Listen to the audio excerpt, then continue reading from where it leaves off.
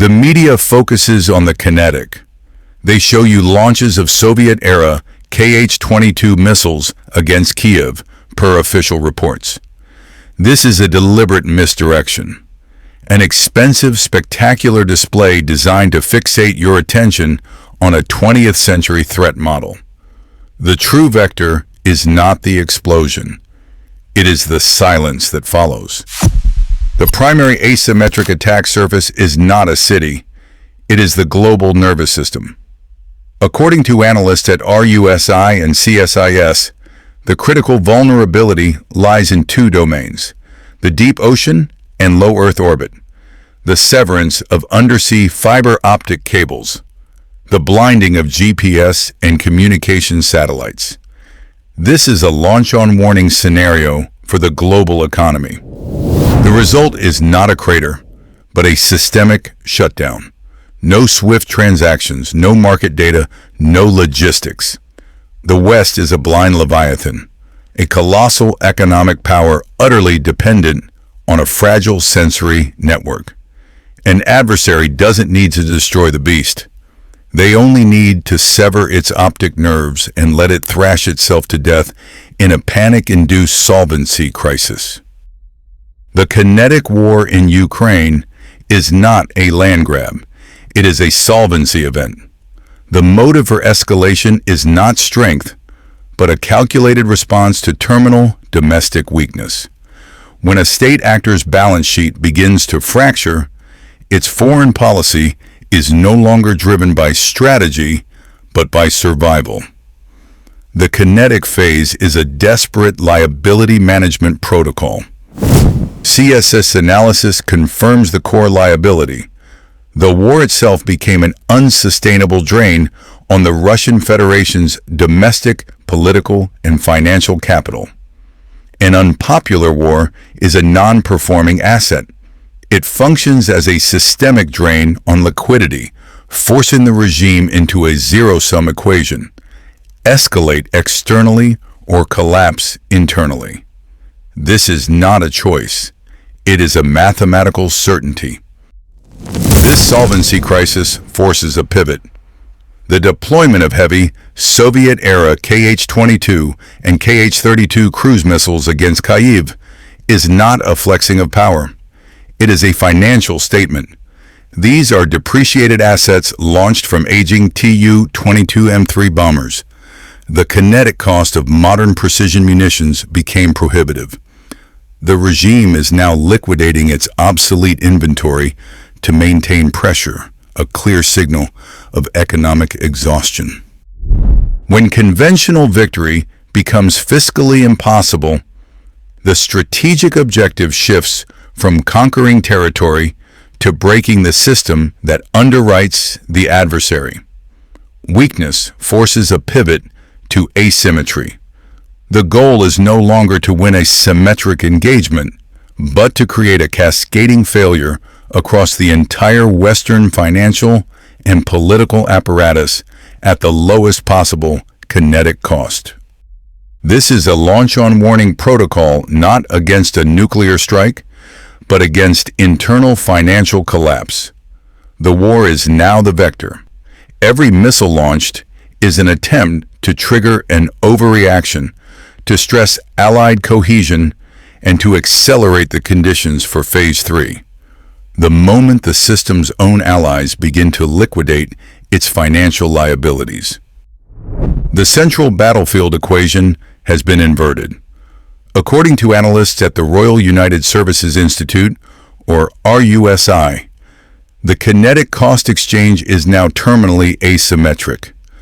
A state invests $5 million into an Abrams tank, a complex asset requiring a vast logistical and industrial base to field and maintain.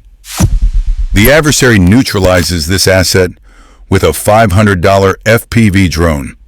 This is not a balanced fight. It is an economic annihilation. The cost per kill ratio has collapsed by a factor of 10,000. This is the weaponization of economics, what strategists refer to as the democratization of violence. Lethality is no longer the exclusive domain of nation-states.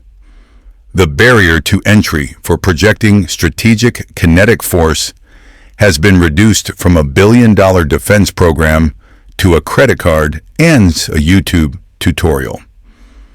While a legacy power burns through salvos of multi-million-dollar cruise missiles, its adversary can deploy thousands of lethal units for the cost of a single interceptor missile.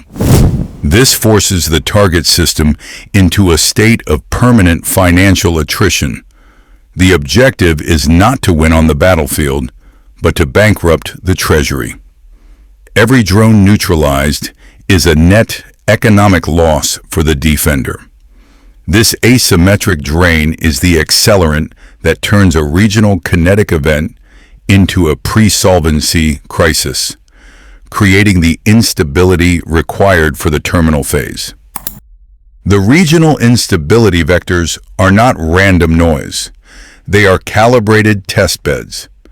Recent CSIS threat assessments highlighting potential systemic fragility in nations like South Africa or even Canada are not warnings of isolated events. They are bulletins from the front lines of a gray zone conflict. These regions serve as proxy laboratories, meticulously chosen to stress test the operational limits of Western societal cohesion. The objective is not to conquer these territories, but to harvest data and refine the protocol for the primary target. Within these laboratories, Phase 1 of the escalation protocol is deployed at scale. Analysts at the Epoch Times identify the core exploit as suicidal empathy, a systemic vulnerability where a nation's compassion is weaponized against its own long-term stability. The adversary measures the exact dosage of ideological pressure required to fracture cultural norms and paralyze the state's decision-making matrix. This is not a cultural debate. It is a mathematical calculation to determine the load-bearing capacity of a society before its strategic will collapses. The data harvested from these gray zones serves a single purpose: to de-risk the kinetic phase. By observing the paralysis induced by Phase 1, an adversary can precisely calculate the political and military cost of a direct assault, like the deployment of heavy Kh-22 assets seen in the Ukraine theater. The proxy laboratory provides the blueprint. It signals to all actors, both rival and allied, the exact point at which the target's internal coherence has degraded into a terminal liability. This is the trigger, telling allies when to initiate their own financial exit strategy, turning a regional conflict into a systemic solvency crisis. This isn't a mistake. It's a feature of the protocol. The launch on warning doctrine is not a strategy. It is a protocol, a relic of the Cold War, hardwired into the command structure. It dictates a preemptive nuclear launch based on data indicating an incoming strike, data that has been detected but not yet landed, not confirmed. It is a mathematical response to an existential threat with a minutes-long decision window. This protocol is now the primary vector for systemic escalation. An adversary no longer needs to fire a physical missile to trigger the sequence. They can initiate a kinetic event with a non-kinetic weapon, a cyber attack. According to CSIS analysis, the greatest vulnerability in a nuclear command and control system is the integrity of its early warning data. This creates the fog of digital war. If a cyber attack successfully blinds the radar and satellite feeds, the system defaults to the worst-case scenario.